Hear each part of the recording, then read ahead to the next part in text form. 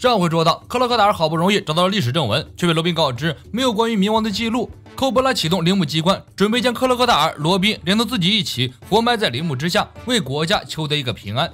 此时此刻，在城镇中没头没脑的寻找炸弹的维维安突然灵感乍现，记起了儿时的一个游戏地点，那里是他们这些小孩子过家家的秘密基地，宽敞而且隐蔽，只有那个地方最有可能容纳下那个特制的超级炸弹，那就是广场的钟楼。索隆、山治等人看到乌索普发射的红色信号弹，立即赶过去集合。索隆这个家伙果然不负众望，都跑出阿尔巴那6环以外了，再跑估计都要出国了。看到乌索普的信号弹，连忙往回赶，路上遇到海军，索隆准备拔刀迎战，没想到海军并没有打算和他打，见面先是嘲讽一番。早听说曹文腾和索隆是个大路痴，没想到还是个大白痴，左右都不分。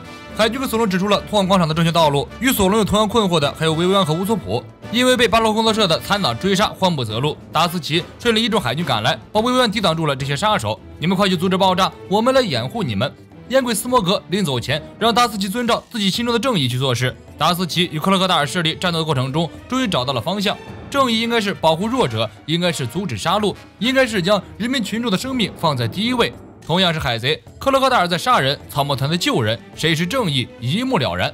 众人在钟楼下面集合，维维安很着急，以他这种凡人的速度，在1分钟之内登上楼顶是绝对不可能的。贝尔飞过来支援，结果被钟楼内伸出来的暗枪一枪命中，重重摔在地上。就在维维安深感绝望的时候，索隆和山治已经先他们一步登上了钟楼。此时还有30秒，钟楼上的大钟缓缓打开，一枚巨型大炮对着广场，大炮的两边是巴洛克工作社的特工 Mr. Seven 和 Miss 父亲节。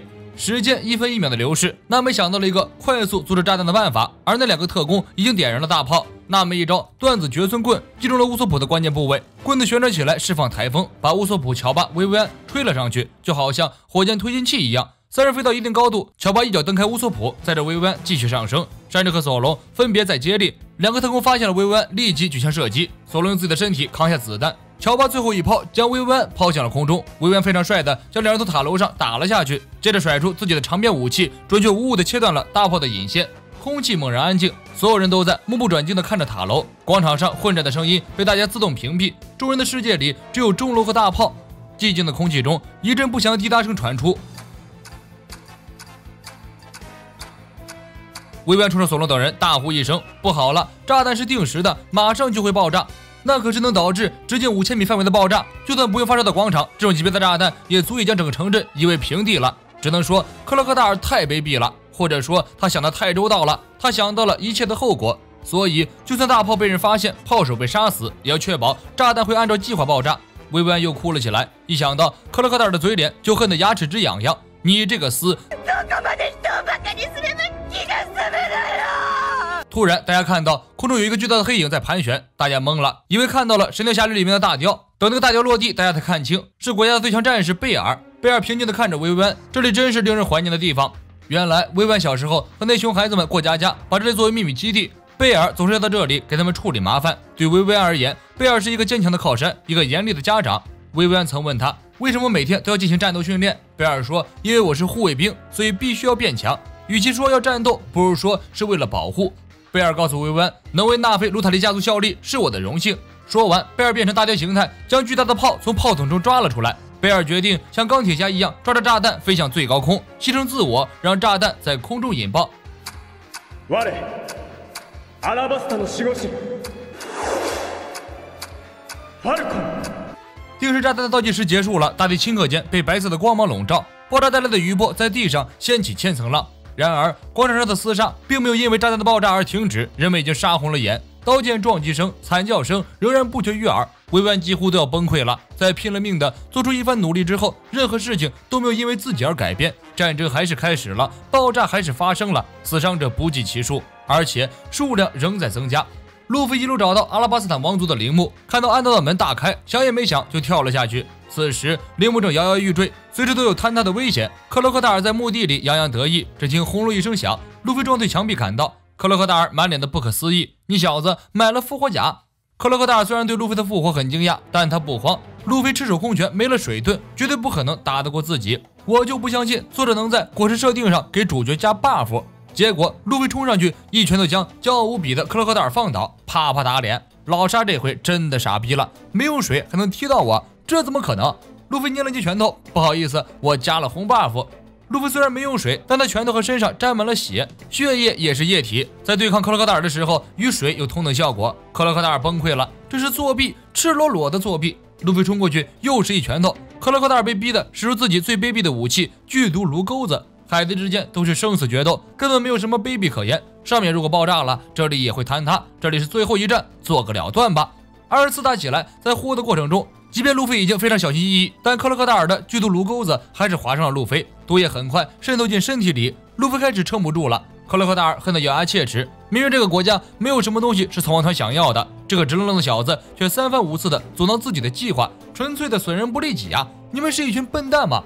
路飞的回答很简单，薇薇是我们的伙伴，我不想让他死，只要他没有放弃这个国家，我们就要战斗到底。路飞突发倒地，爆炸的余波波及到了陵墓，整个陵墓摇晃不止，碎石不断滚落，眼看就要崩塌。克洛克达尔很得意，最终这个国家还是会落在自己的手中。这时路飞再次站起来，克洛克达尔已经不惊讶了。你现在说路飞吃了唐僧肉永远不死，我都信。这都能站起来，那还打个屁呀！克洛克达尔笑了，对于马上挂掉的丧家之犬来说，适合他的只有毫无根据的虚张声势。克洛克达尔挥起炉钩子冲了上来，路飞一脚踩下去，将克洛克达尔的炉钩子踩在脚下，钩子应声折断。路飞甩起大拳头，一拳头命中克洛克达尔的腹部，接着一脚踢在头上。克洛克达尔被打得直喷血，路飞追上去，一拳头把克洛克达尔的脑袋砸在地砖上，地砖瞬间被击碎。克洛克达尔要气疯了，明明是个无名小卒，居然把自己逼入如此绝境。你以为老子是谁呀？克洛克达尔抽出一把匕首砍向路飞，路飞轻松躲开。我不管你是何方神圣，我都要超越你。路飞飞起一脚把老沙蹬了出去，老沙稳住身体浮在半空中。那你就和这个地方一起上西天吧，沙暴！克洛克达尔在半空中召唤出一道沙尘暴，陵墓几乎被沙暴龙卷风摧毁，但路飞还是没事。他猛吸一口气，把自己的身体喷射到空中。克洛克达尔紧急召唤出一把沙尘暴的利刃应对，路飞毫不畏惧，一拳头打碎了沙之刀刃，机关枪一样的拳头猛锤克洛克达尔的身体，陵墓的棚顶被击碎，克洛克达尔被路飞打了出去，飞出好远。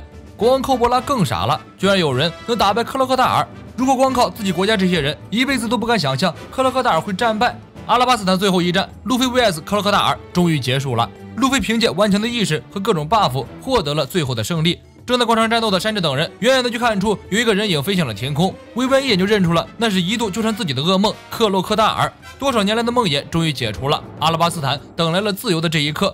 逃团的众人欢呼不止，喜极而泣。虽然不知道克洛克达尔那个家伙是从哪儿冒出来的，但是毫无疑问，路飞那个家伙打赢了。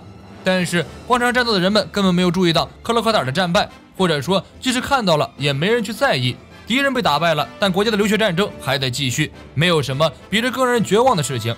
突然天空阴沉下来，地面上发出滴答滴答的声音，身负重伤的寇沙这一刻突然恢复了元气。父亲当年曾无数次告诉自己不要怀疑雨会下的，多年的盼望终于实现了。阿拉巴斯坦下起了大雨，广场上战斗的人们陆续停下手中的动作，上天的馈赠让这场阿拉巴斯坦史无前例的全国性战争平息了怒火，重新燃起希望。